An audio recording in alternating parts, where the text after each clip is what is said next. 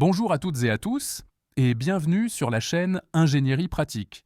Aujourd'hui, on va parler d'un sujet qui concerne énormément de personnes. Que vous viviez dans une maison ancienne, un appartement récent ou que vous soyez en plein projet de construction, les fissures dans les murs.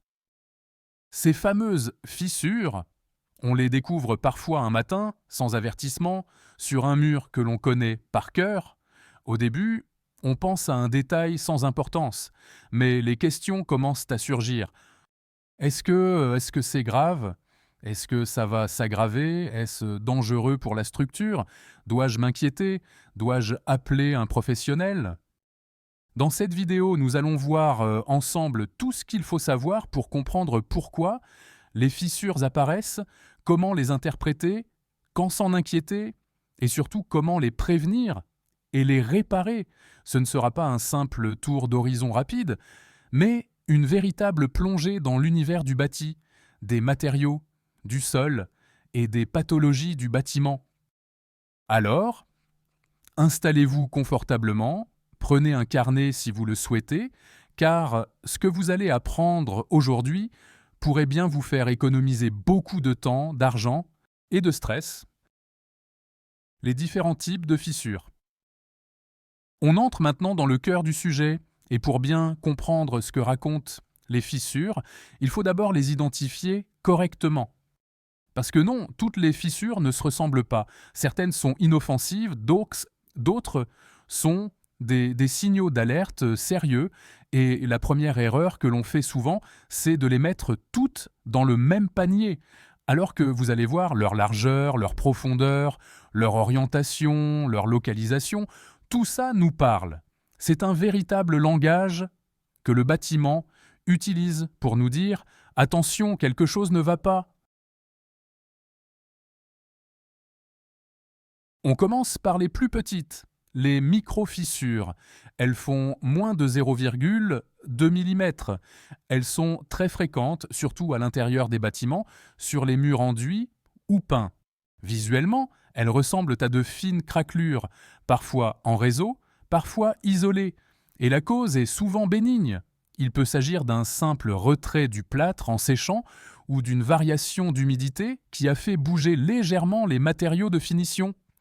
Mais attention, même si elles sont superficielles, il faut vérifier qu'elles ne soient pas le symptôme d'un problème en profondeur. Si vous les retrouvez toujours au même endroit, ou si elles réapparaissent après chaque réparation, il faut creuser un peu plus, sans mauvais jeu de mots. Ensuite, on a les fissures dites fines, entre 0,2 mm et 2 mm. Elles sont plus visibles, parfois sur toute la hauteur d'un mur ou autour des ouvertures, comme les fenêtres et les portes. À ce stade, il devient essentiel d'observer l'évolution dans le temps. Une fissure fine qui reste stable pendant plusieurs mois est souvent sans danger immédiat, mais une fissure fine qui s'ouvre progressivement peut très vite devenir un problème plus sérieux. C'est comme un thermomètre. Ce n'est pas tant la température à un instant T qui est inquiétante, c'est la vitesse à laquelle elle monte. Dès qu'on dépasse les 2 mm de largeur, on entre dans la catégorie des fissures moyennes à profondes. Et là, il n'est plus question d'esthétique ou de simple finition. Ces fissures peuvent traverser le mur en profondeur, toucher le béton, les blocs, voire être visibles des deux côtés d'un mur. On parle ici d'un problème structurel potentiel. Elles peuvent indiquer un mouvement anormal des fondations, une surcharge sur un mur porteur ou un affaissement partiel du sol. En d'autres termes, on entre dans le domaine des contraintes mécaniques importantes. Enfin, il y a les lézardes. Ce sont des fissures larges, parfois irrégulières, souvent évolutives et surtout dangereuses.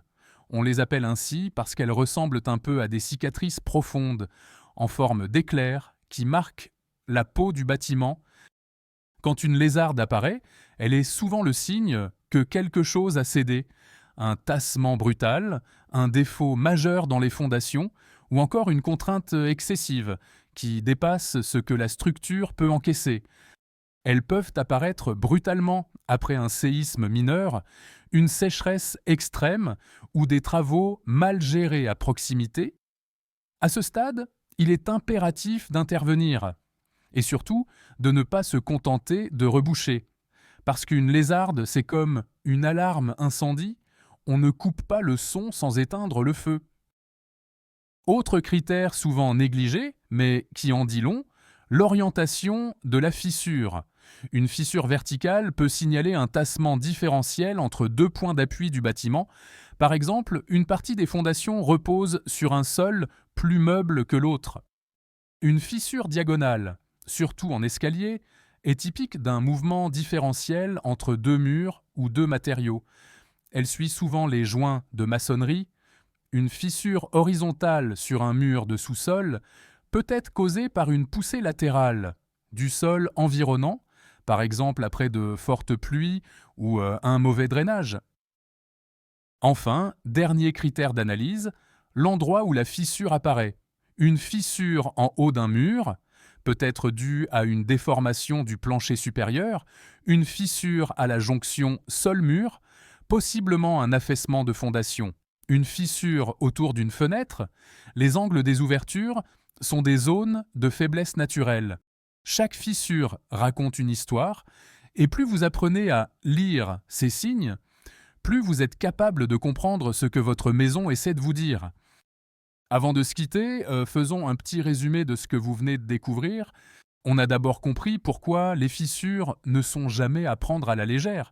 Puis, on a appris à les reconnaître, à les classer selon leur taille, leur forme, leur localisation, et surtout à commencer à décoder ce qu'elles essaient de nous dire. Mais ce qu'il faut retenir, c'est que ce sujet ne concerne pas seulement les ingénieurs ou les techniciens. Si vous êtes propriétaire, futur acquéreur ou même simple curieux du monde du bâtiment, cette série est faite pour vous. Car comprendre les fissures, c'est aussi savoir évaluer un bien immobilier. C'est avoir les bons réflexes pour juger si un mur raconte une vieille histoire sans gravité ou s'il cache un problème bien plus sérieux.